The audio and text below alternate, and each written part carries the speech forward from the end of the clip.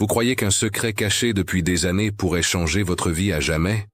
En 1934, dans un petit village du sud de la France, Julien Marceau reçut une lettre qui allait bouleverser toute son existence. Une lettre adressée à son frère disparu depuis 7 ans. Lucien. Ce dernier, qui avait quitté la maison familiale en 1927, n'avait plus jamais donné signe de vie, laissant sa mère et son frère dans l'attente d'un retour qui ne viendrait jamais. Mais pourquoi cette lettre maintenant? Et pourquoi disait-elle que Lucien pourrait être vivant? Le mystère s'épaissit quand Julien découvrit, des années plus tard, que tout ce qu'il croyait savoir sur son frère était faussé. Je vais vous raconter toute cette histoire dramatique, pleine de secrets, de mensonges et de révélations. Avant de commencer, si cette histoire vous touche, abonnez-vous à la chaîne, aimez la vidéo et dites-nous d'où vous regardez. Chaque commentaire est important pour nous et nous permet de continuer à partager ces récits émouvants. Octobre 1934. Un matin gris dans le sud de la France.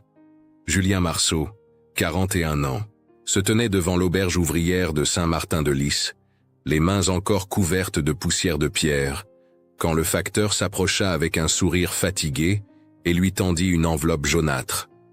L'homme salua, tourna les talons et disparut au coin de la rue, sans imaginer une seconde que ce geste banal venait de déclencher quelque chose d'irrévocable dans la vie de Julien. Parce que lorsque Julien regarda l'enveloppe, son cœur s'arrêta. Le nom écrit dessus n'était pas le sien, c'était celui d'un mort, ou plutôt celui d'un disparu, dont personne n'avait jamais retrouvé le corps. Son frère. À Monsieur Lucien Marceau, Montbrun-des-Bois, transfert demandé.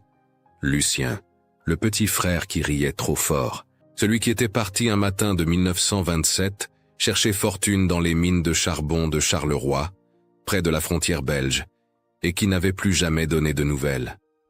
7 ans de silence. 7 ans pendant lesquels leur mère avait continué à mettre son assiette sur la table chaque dimanche, comme si l'absence n'était qu'un retard prolongé. Un photographe bénévole belge, documentant les conditions de vie des ouvriers migrants depuis la crise de 1929, passa justement à ce moment-là et captura l'instant exact. Julien, immobile, tenant cette lettre comme on tient une bombe, le visage figé entre l'espoir et la terreur. Cette photo allait traverser les décennies, mais personne ne saurait jamais ce qu'elle représentait vraiment. Personne, sauf lui. Julien leva les yeux vers le ciel plombé. Autour de lui, la vie continuait. Des hommes chargeaient des briques sur des charrettes, d'autres fumaient près du puits. Mais lui, il ne bougeait plus. Parce qu'une question venait de s'imposer à son esprit comme une lame froide. Si Lucien était mort, pourquoi quelqu'un lui écrivait-il encore? Et si Lucien était vivant, pourquoi n'avait-il jamais écrit à leur mère? Il entra dans l'auberge, traversa le corridor étroit où flottait une odeur de soupe aux choux et de tabac bon marché, et s'assit sur le bord de son lit de fer. La lettre pesait dans sa main comme si elle contenait des pierres. Il la posa sur la couverture usée et la fixa pendant de longues minutes, incapable de l'ouvrir. Pas encore, parce que tant qu'il ne l'ouvrait pas, Lucien pouvait encore être vivant. Tant qu'il ne lisait pas les mots à l'intérieur, il pouvait encore croire que son frère riait quelque part, dans un port lointain, dans une ville qu'il ne connaissait pas. Mais une fois la lettre ouverte, il n'y aurait plus de retour en arrière. Gianni, un Italien du Nord qui partageait la chambre avec 3 autres hommes, entra en sifflotant. Il vit Julien assis, immobile, et son sourire s'effaça. « La famille va bien ?» demanda-t-il doucement. Julien ne leva pas les yeux. Une lettre est arrivée.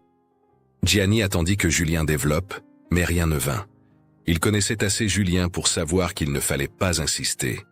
Julien Marceau était un homme de silence, un homme qui portait ses douleurs comme on porte un sac sur le dos, sans se plaindre, sans même regarder dedans. Il avait quitté Montbrun-des-Bois 6 ans plus tôt, en 1928, fuyant une misère qui rongeait sa petite commune montagnarde comme une maladie lente.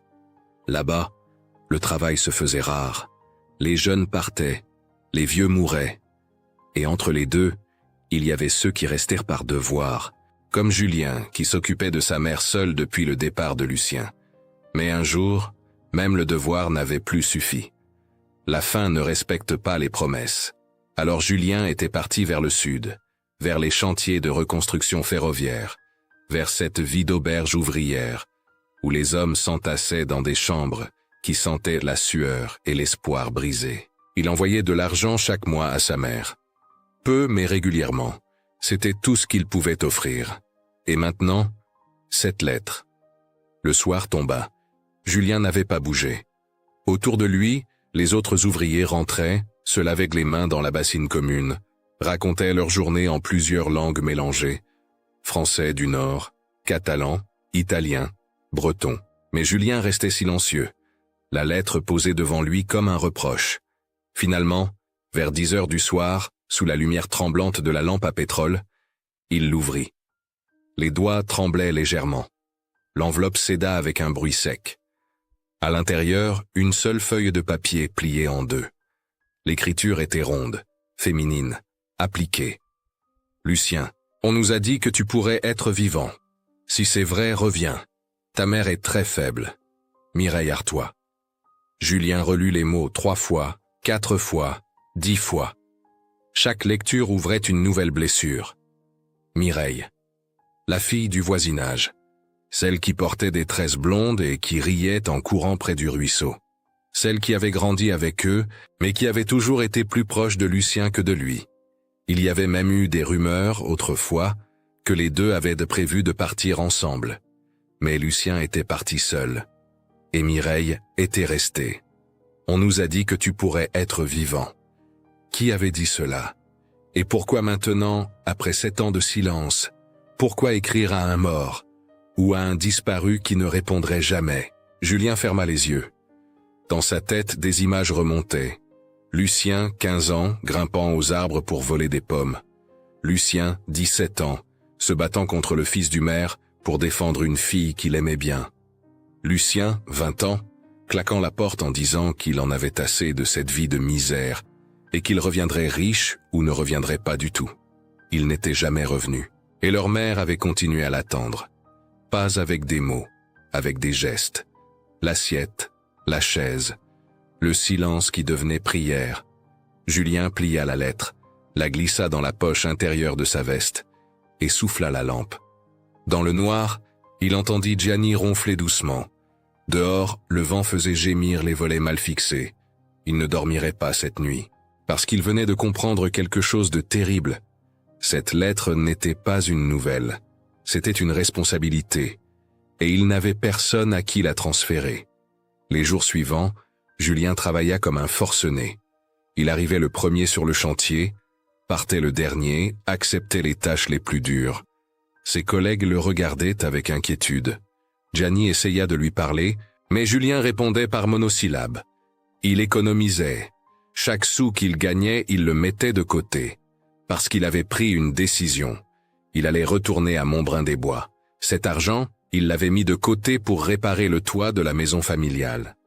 Les tuiles tombaient chaque hiver. Sa mère lui avait écrit 3 mois plus tôt pour dire que la pluie entrait désormais dans la cuisine. Mais le toit pouvait attendre. Il y avait quelque chose de plus urgent maintenant.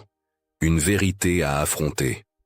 Le dimanche suivant, avant l'aube, Julien prit le premier car qui montait vers le nord. Les routes étaient mauvaises, défoncées par les pluies d'automne. Le car brinque-ballait sur les chemins de terre, traversait des villages encore endormis, des forêts où la brume s'accrochait aux branches comme des fantômes. Julien regardait par la fenêtre mais il ne voyait rien. Dans sa tête, il préparait ce qu'il allait dire. « Bonjour maman, j'ai reçu une lettre. » « Non, trop sec. »« Maman, il faut qu'on parle de Lucien. » »« Non, trop direct. » Finalement, il décida qu'il improviserait. Mais l'angoisse lui tordait l'estomac, parce qu'il savait ce qu'il allait trouver là-bas. Une mère qui vieillissait trop vite, une maison qui tombait en ruine, et des questions sans réponse. Il arriva à Montbrun-des-Bois en fin de matinée. Le village semblait encore plus petit qu'avant. Comme si chaque année qui passait rétrécissait les maisons, les rues, les vies. Les archives communales de l'époque confirment que Montbrun-des-Bois comptait à peine 350 habitants en 1934, contre près de 600 en 1914, avant la guerre qui avait emporté toute une génération. Julien descendit du car et marcha lentement vers le centre. Quelques têtes se tournèrent. On le reconnaissait, mais personne ne s'approcha. Dans ces villages, on respectait le silence des revenants. Il passa devant l'église, devant le lavoir où les femmes bavardaient autrefois, devant la boulangerie fermée depuis 2 ans. Tout semblait figé dans un passé qui refusait de mourir. Et puis il la vit. Mireille. Elle sortait de chez elle avec un panier vide, probablement pour aller chercher du bois. Elle avait changé. Plus de tresses blondes, les cheveux attachés en chignon serré, le visage marqué par des années difficiles. Mais quand elle croisa son regard, elle sursauta. Elle laissa tomber le panier. Julien. Ce n'était pas une question. C'était une constatation teintée de culpabilité. Il s'approcha lentement. « J'ai reçu ta lettre. » Mireille baissa les yeux. Ses mains tremblaient légèrement. « Je ne savais pas qu'elle arriverait à toi. Je l'avais envoyée à Lucien. »« Lucien est mort, Mireille. » Elle releva la tête brusquement. « Non, on ne sait pas. Personne ne sait. » Julien sentit une colère froide monter en lui. 7 ans sans nouvelles. 7 ans, Mireille. C'est une mort. Peut-être pas officielle, mais c'est une mort. Peut-être. Elle reprit son panier, mais ses gestes étaient nerveux. Ou peut-être qu'il est vivant quelque part et qu'il a simplement oublié. Julien la regarda longuement. Dans ses yeux, il vit quelque chose qu'il n'avait jamais remarqué enfant. De l'espoir. Un espoir désespéré, accroché à un fil si ténu qu'il pouvait se rompre à chaque instant. Et il comprit. « Tu l'aimes encore ?» Mireille ne répondit pas. Elle n'en avait pas besoin. Julien soupira. « Où est ma mère ?»« Chez elle. Elle ne sort presque plus. » Mireille hésita. « Elle est très faible, Julien. Vraiment très faible. » Il hocha la tête et se dirigea vers la maison familiale.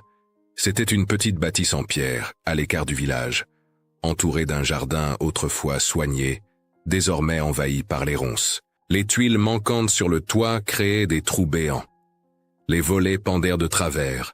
Tout semblait abandonné, comme si la vie s'était retirée peu à peu. Il poussa la porte. Elle n'était pas fermée à clé.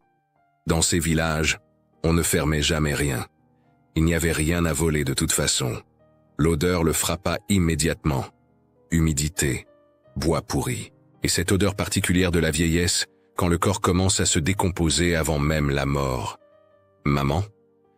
Un bruit léger vint de la chambre du fond. Il avança dans le couloir étroit, les lames du plancher craquant sous ses pas.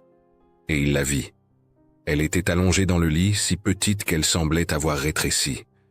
Son visage était creusé, ses mains posées sur la couverture comme 2 branches mortes. Mais quand elle le vit, ses yeux s'illuminèrent. « Lucien ?» Julien sentit son cœur se briser. « Non, maman, c'est Julien. » Le sourire s'effaça. Elle cligna des yeux plusieurs fois, comme si elle essayait de réajuster la réalité. « Ah, Julien, oui, tu es venu. » Il s'assit au bord du lit, prit sa main. Elle était froide, presque sans vie. « Comment tu te sens ?»« Bien. » Elle mentait. « Lucien va bientôt revenir. Il me l'a promis. » Julien ferma les yeux. La douleur était insupportable.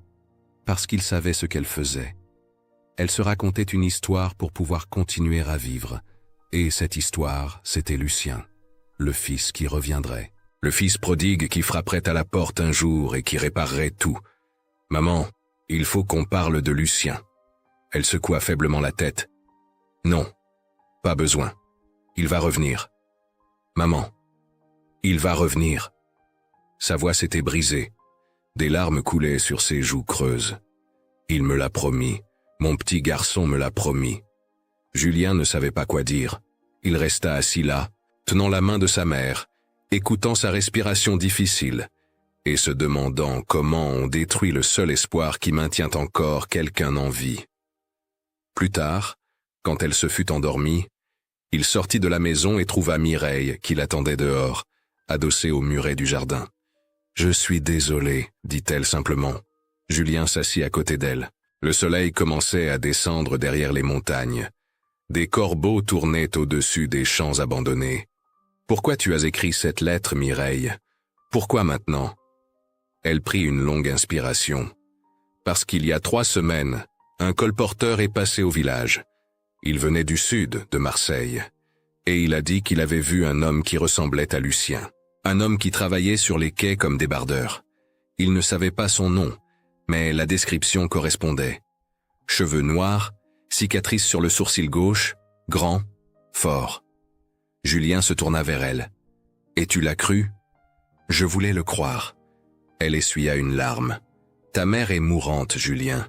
Je me suis dit que si Lucien était vraiment vivant, il fallait qu'il sache, qu'il ait une chance de revenir avant qu'il soit trop tard. Alors j'ai écrit. J'ai envoyé des lettres partout où je pensais qu'il pourrait être. Marseille, Lyon, Paris, Charleroi. » Julien regarda le ciel. Et si ce n'était pas lui? Si c'était juste un homme qui lui ressemblait? Mireille ne répondit pas tout de suite. Puis elle murmura « Alors j'aurais au moins essayé. » Cette nuit-là, Julien dormit dans son ancienne chambre. Le lit était trop petit, le matelas trop dur, mais ce n'était pas ça qui l'empêchait de dormir. C'étaient les souvenirs. Chaque coin de cette pièce portait la trace de Lucien. Le couteau qu'il avait gravé dans la poutre, les initiales sur le rebord de la fenêtre, le dessin d'un bateau sur le mur, fait au charbon quand il avait 12 ans et rêvait de partir vers l'océan. Lucien avait toujours rêvé de partir. Julien avait toujours rêvé de rester. Et maintenant, l'un était disparu et l'autre était revenu. Au matin, Mireille frappa doucement à la porte. Elle apportait du pain et du lait, le peu qu'elle pouvait offrir. Ils mangèrent en silence dans la cuisine froide, pendant que la mère dormait encore. « Elle ne va pas tenir longtemps, » dit finalement Mireille. « Le médecin est passé il y a 15 jours. Il a dit qu'elle avait le cœur fatigué, qu'elle pouvait partir n'importe quand. » Julien regarda le pain dans ses mains.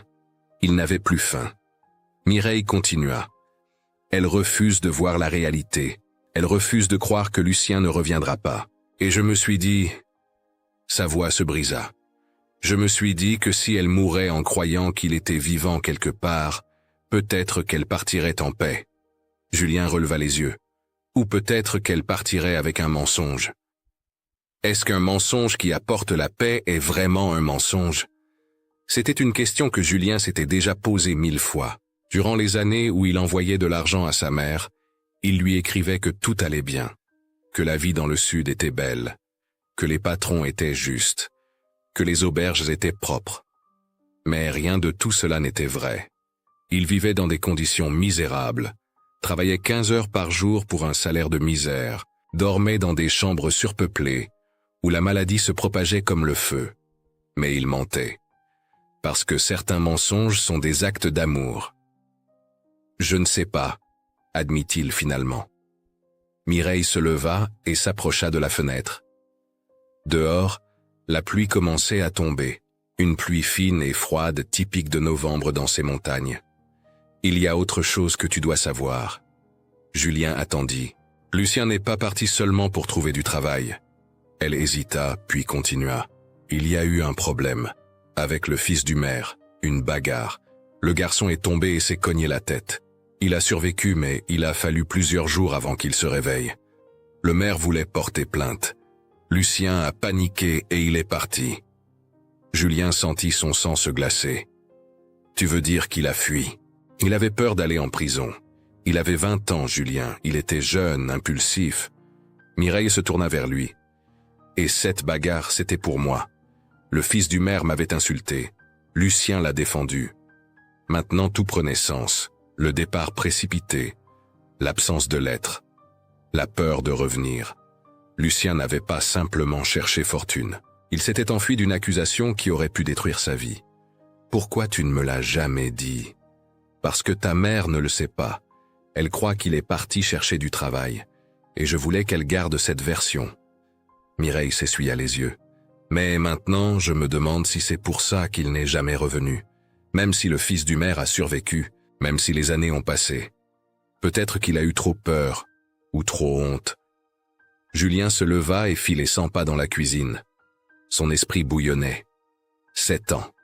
7 ans que Lucien était quelque part, peut-être vivant, peut-être mort, mais dans tous les cas, portant le poids d'une faute qu'il n'avait peut-être pas commise.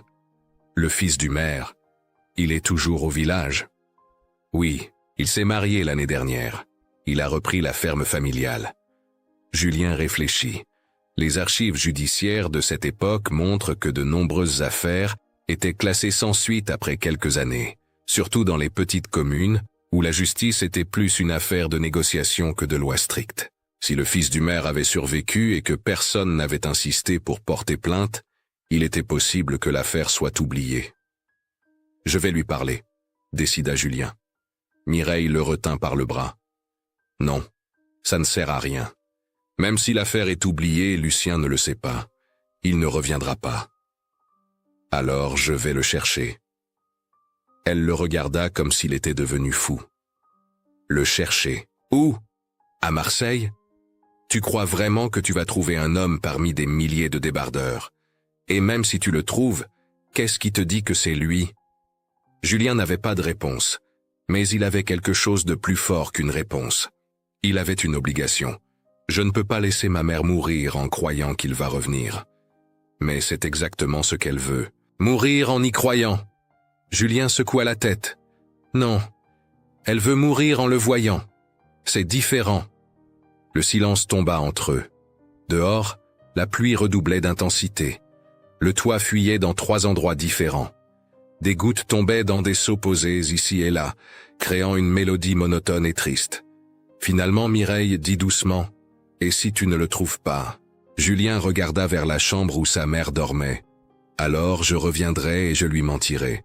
Je lui dirai que Lucien m'a envoyé un message, qu'il va bien, qu'il pense à elle, qu'il l'aime. » Mireille essuya ses larmes. « Tu ferais ça? » Oui.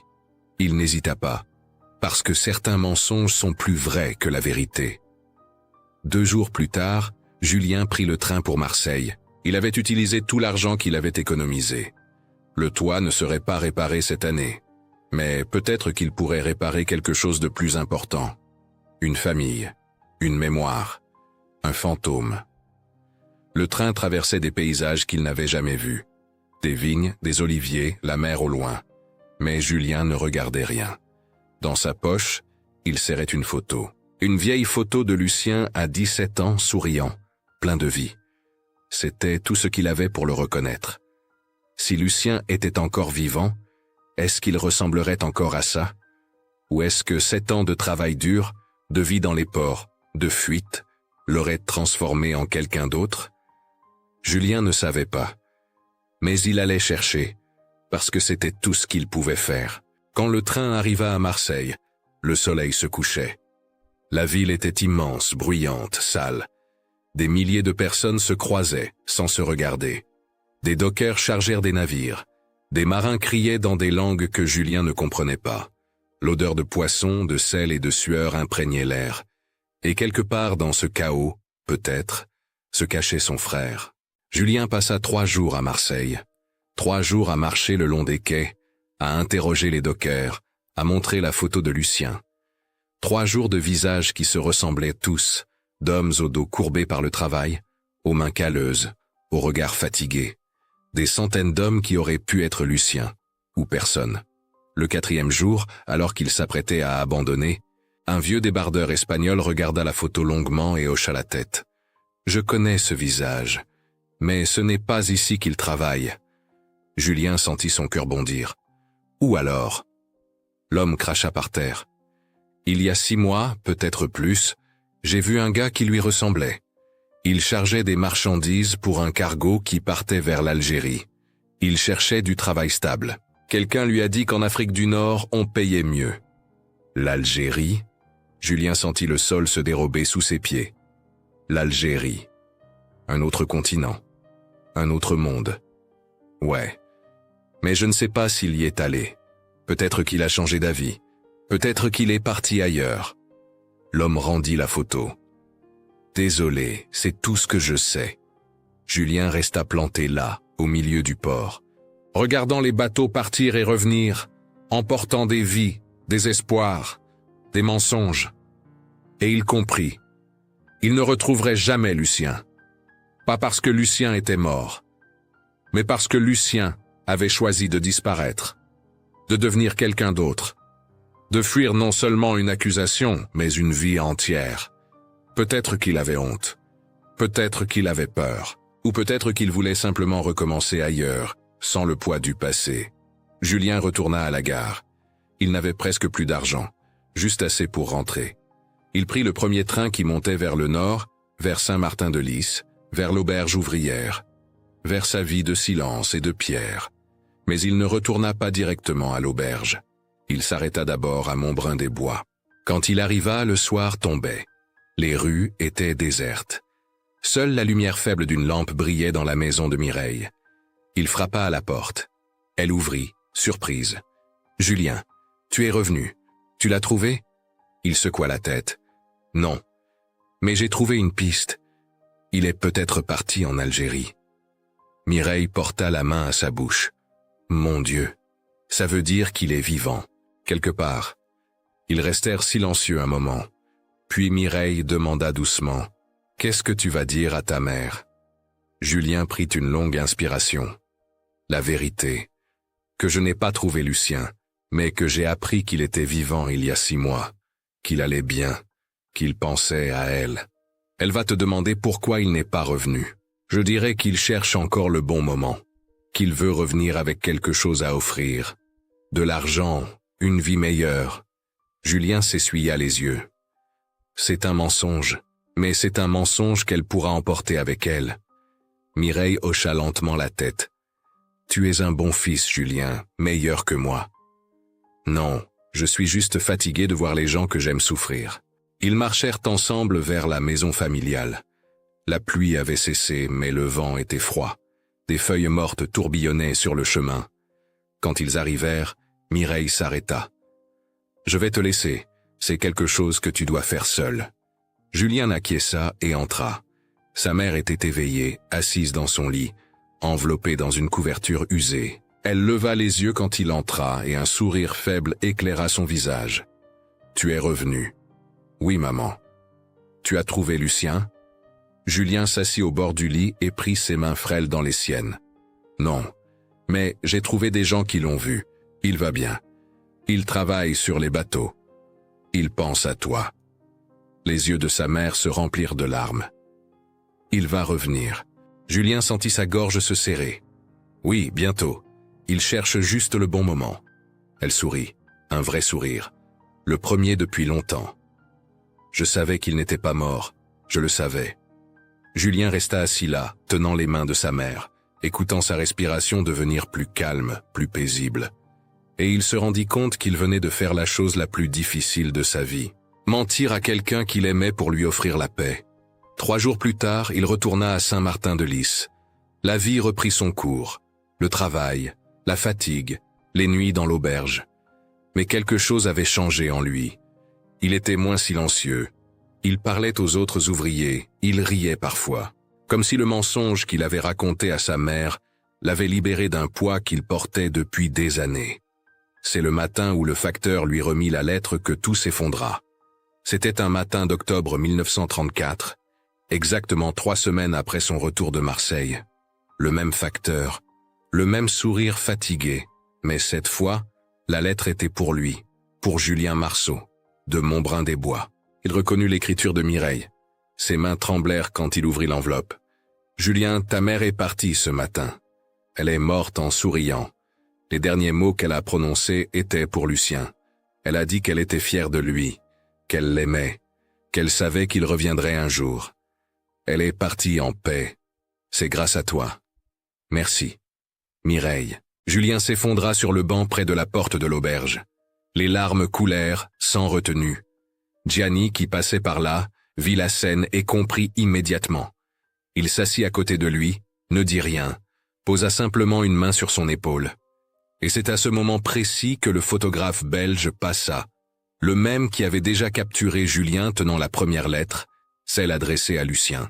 Il vit cet homme effondré, tenant une lettre, pleurant en silence, et quelque chose dans cette image le toucha profondément. Il leva son appareil et prit la photo. Cette photo qui capturerait non pas un moment de joie, mais un moment de vérité. Un homme qui venait de perdre sa mère. Un homme qui avait menti pour lui offrir la paix. Un homme qui portait le poids d'un frère disparu et d'un amour silencieux. Mais personne, en regardant cette photo des décennies plus tard, ne saurait rien de tout cela. Il verrait juste un homme avec une lettre. Un homme qui semblait porter le poids du monde. Julien resta assis là longtemps, même après que le photographe soit parti, même après que Gianni soit retourné travailler. Il resta là, tenant la lettre, pensant à sa mère, à Lucien, à tous ces mensonges qu'on raconte par amour. Finalement, il se leva, essuya ses larmes, et rentra dans l'auberge. La vie devait continuer. Même quand le cœur est brisé, surtout quand le cœur est brisé. Ce soir-là, il écrivit une longue lettre à Mireille. Il la remercia pour tout ce qu'elle avait fait. Il lui dit qu'il reviendrait bientôt pour les funérailles. Il lui demanda de garder la maison en bon état, au cas où Lucien reviendrait un jour, même s'il savait que ça n'arriverait jamais. Et puis il ajouta quelque chose qu'il n'avait jamais osé écrire avant. « Si tu as besoin d'aide, je serai là. Tu n'es pas seul. » Il posta la lettre le lendemain matin et retourna au chantier. Le travail était dur, comme toujours. Mais maintenant, il avait une raison de continuer. Pas seulement pour survivre, mais pour honorer la mémoire de ceux qui étaient partis. Sa mère, Lucien, tous ces fantômes qui hantent les vivants. Les funérailles eurent lieu un dimanche gris, sous une pluie fine qui n'arrêtait pas de tomber. Tout le village était là, non pas par affection particulière, mais parce que dans ces petites communes, on enterrait les morts ensemble, comme on faisait tout ensemble. C'était une manière de se rappeler qu'on était encore vivant.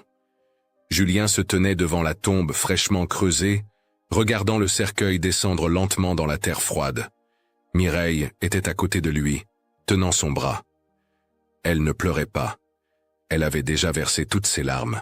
Le curé prononça quelques mots sur la vie éternelle, sur la rédemption, sur l'espoir. Mais Julien n'écoutait pas. Il pensait à sa mère, à son sourire quand il lui avait menti, à sa paix quand elle était partie. Et il se demandait si le paradis existait vraiment. Et si oui, est-ce que Lucien y était aussi, attendant de la retrouver? Après la cérémonie, les gens se dispersèrent rapidement. La pluie devenait plus forte.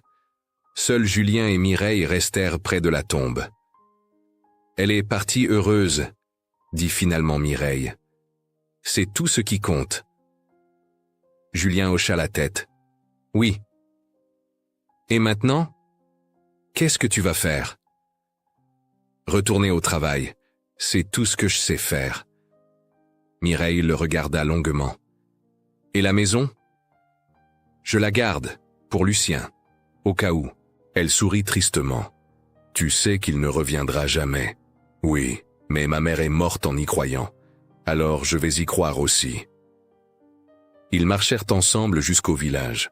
La pluie avait transformé les chemins en boue. Leurs chaussures s'enfonçaient à chaque pas. Quand ils arrivèrent devant la maison de Mireille, elle hésita. « Tu veux entrer ? J'ai fait du ragoût. Ce n'est pas grand-chose, mais c'est chaud. » Julien accepta. À l'intérieur, un petit garçon de 4 ans jouait avec des cubes en bois près de la cheminée. Il leva les yeux quand Julien entra et se cacha timidement derrière les jupes de Mireille. « C'est qui ?» demanda le garçon. « C'est Julien, un vieil ami. » Julien s'accroupit pour être à la hauteur de l'enfant. « Bonjour, comment tu t'appelles ?»« Henri. »« C'est un beau nom. » L'enfant sourit timidement puis retourna jouer avec ses cubes. Julien se redressa et regarda Mireille. Elle baissa les yeux. Son père est mort il y a 2 ans. Accident de travail dans les carrières. Je suis désolé. C'est la vie. Elle servit le ragoût dans 2 bols ébréchés. Beaucoup de veuves dans ce village. Beaucoup d'orphelins aussi. La guerre nous a pris les hommes jeunes. Les accidents nous prennent ceux qui restent. Ils mangèrent en silence. Le ragoût était simple, à base de légumes du jardin et d'un peu de viande. Mais c'était bon, chaleureux, réconfortant. Après le repas, Julien aida Mireille à laver la vaisselle. Le petit Henri s'était endormi près du feu. Dehors, la nuit tombait. « Tu peux rester cette nuit si tu veux », proposa Mireille. « Il y a une chambre libre à l'étage. » Julien hésita, puis accepta. Le dernier car pour le sud était déjà parti de toute façon. Cette nuit-là, allongé dans le lit étroit de la chambre d'amis, il réfléchit à sa vie. 41 ans, pas de femme, pas d'enfant. Juste le travail et les souvenirs. Est-ce que c'était vraiment tout ce qu'il allait laisser derrière lui? Le lendemain matin, avant de partir, il parla à Mireille. « Si jamais tu as besoin de quoi que ce soit, écris-moi. Je ne suis pas riche, mais je peux aider. » Elle sourit. « Merci, Julien. Tu es quelqu'un de bien. » « Non, je suis juste quelqu'un qui essaie de faire ce qui est juste. » Il partit et retourna à Saint-Martin-de-Lys. Les mois passèrent. L'automne devint hiver, puis printemps. Julien continua à travailler sur les chantiers, à économiser son argent, à vivre sa vie silencieuse. Mais quelque chose avait changé. Il recevait des lettres de Mireille. Pas souvent, mais régulièrement. Elle lui racontait la vie au village, les récoltes, les mariages, les morts. Et toujours, à la fin, une phrase pour le petit Henri. Comment il grandissait, comment il apprenait à lire, comment il aimait les histoires. Julien répondait. Il envoyait un peu d'argent quand il le pouvait. Pas grand-chose, mais de quoi acheter des chaussures neuves pour l'enfant, ou un livre, ou du sucre pour faire des gâteaux. Et lentement, sans qu'il s'en rende compte, une nouvelle famille se construisait. Pas celle qu'il avait imaginée, pas celle qu'il avait rêvée, mais une famille quand même. 2 ans plus tard, en 1936, Julien retourna à Montbrun-des-Bois. Cette fois, ce n'était pas pour un enterrement. C'était pour aider Mireille à réparer le toit de sa maison avant l'hiver. Il resta 3 semaines. Le petit Henri, maintenant âgé de 6 ans, le suivait partout, lui posant 1000 questions. Pourquoi le ciel est bleu? Pourquoi les oiseaux volent? Pourquoi les pierres sont dures? Julien répondait patiemment, comme son père l'avait fait autrefois avec lui et Lucien. Et dans ces moments-là, il se sentait vivant d'une manière qu'il n'avait pas ressentie depuis longtemps. Un soir, alors que Henri dormait, Mireille et Julien restèrent assis devant la cheminée. « Tu devrais revenir vivre ici », dit-elle doucement. Julien la regarda, surpris. « Ici ? Oui. Le village a besoin de maçons. Tu pourrais t'installer, reprendre la maison de ta mère. » Elle hésita. « Henri a besoin d'une figure paternelle. Et moi, Elle s'arrêta, incapable de finir sa phrase. Julien comprit ce qu'elle ne disait pas. Il comprit aussi ce que cela signifierait. Revenir, s'installer, construire une vie ici, dans ce village qu'il avait vu naître, dans cette maison qui portait encore l'odeur de sa mère, près de cette femme qui avait aimé son frère. Ce n'était pas une vie parfaite, mais c'était une vie possible. « Je vais y réfléchir », promit-il. 6 mois plus tard, Julien démissionna de son travail dans le sud et revint à Montbrun-des-Bois. Il reprit la maison familiale, répara le toit avec les tuiles qu'il avait toujours voulu acheter, nettoya le jardin, planta des légumes. Et lentement, très lentement, il commença à construire une nouvelle vie. Lui et Mireille ne se marièrent jamais officiellement. Dans ces villages, on ne posait pas trop de questions. Ils vivaient ensemble, élevaient Henri ensemble, travaillaient ensemble. C'était suffisant. Les années passèrent. Henri grandit, devint apprenti forgeron, se maria, eut des enfants. Julien vieillit, ses cheveux blanchirent, ses mains devinrent encore plus calleuses. Mais il était heureux, d'un bonheur simple, fait de gestes quotidiens, de repas partagés, de soirs près du feu. Lucien ne revint jamais. Aucune nouvelle, aucune lettre, aucun signe. Mais Julien avait fait la paix avec ça. Son frère vivait quelque part, sous un autre nom, avec une autre vie. Ou peut-être qu'il était mort depuis longtemps. Ça n'avait plus d'importance. Ce qui importait, c'était ce qu'il avait construit. Cette famille qu'il n'avait pas cherchée, mais qui s'était formée naturellement, comme l'eau trouve son chemin entre les pierres. En 1952, Mireille tomba malade. C'était un cancer, dirent les médecins. Rien à faire. Elle mourut 6 mois plus tard, entourée de Julien et de Henri, maintenant père de 3 enfants. Avant de partir, elle serra la main de Julien. « Merci », murmura-t-elle. « Pour tout. »« Non », répondit Julien, les larmes aux yeux. « Merci à toi. Tu m'as donné une raison de vivre. » Elle sourit. « Tu crois qu'on va le retrouver là-haut, Lucien?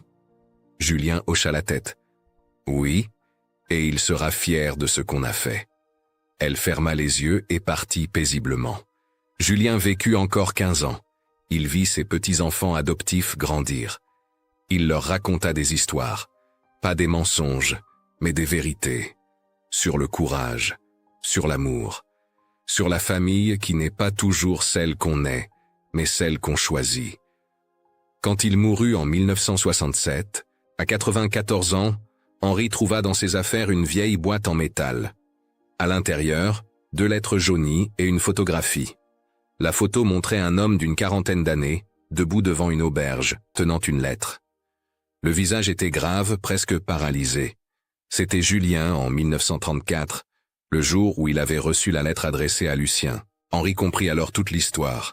Les mensonges racontés par amour, les choix impossibles, la famille construite sur des ruines. Il conserva précieusement cette photo, avec les lettres, dans un album familial. Et quand ses propres enfants grandirent, il leur raconta l'histoire de Julien Marceau, l'homme qui avait perdu un frère mais trouvé une famille. Aujourd'hui, cette photographie est toujours dans la famille, passée de génération en génération. Pas comme une relique, mais comme un rappel. Qu'on peut perdre des êtres chers et quand même continuer. Qu'on peut mentir par amour et dire la vérité par le silence. Qu'on peut construire une vie même sur les cendres d'une autre. La maison de Montbrun-des-Bois existe toujours. Le toit que Julien a réparé tient encore. Et chaque fois que les descendants de Henri passent devant, ils pensent à cet homme silencieux qui a choisi de rester quand tout le poussait à partir. Parce qu'au final, ce n'est pas le sang qui fait la famille. C'est l'amour. Et l'amour parfois commence par une lettre adressée au mauvais nom. Cette histoire nous rappelle que l'amour ne suit pas toujours le chemin de la vérité brute, mais parfois celui de la compassion. Il arrive que des silences, des détours, et même des mensonges portent plus de paix que des certitudes, surtout quand il s'agit de protéger ceux que l'on aime. Cette histoire fictive, dramatisada et inspirée de notre réalité, nous invite à réfléchir sur le poids des choix invisibles et sur les responsabilités que l'on accepte par amour. Et vous, qu'auriez-vous fait à la place de Julien? Jusqu'où peut-on aller pour offrir la paix à quelqu'un qu'on aime? Les secrets familiaux doivent-ils toujours être révélés, ou certains méritent-ils d'être gardés pour préserver une dignité ou un espoir? Si vous êtes resté jusqu'ici, écrivez le mot « héritage » dans les commentaires. C'est notre façon de savoir que vous avez suivi cette histoire jusqu'au bout. Dites-nous aussi de quelle ville vous regardez cette vidéo. Et si vous le souhaitez, partagez une histoire ancienne de votre famille ou de vos ancêtres. Elle pourrait inspirer une prochaine histoire sur la chaîne.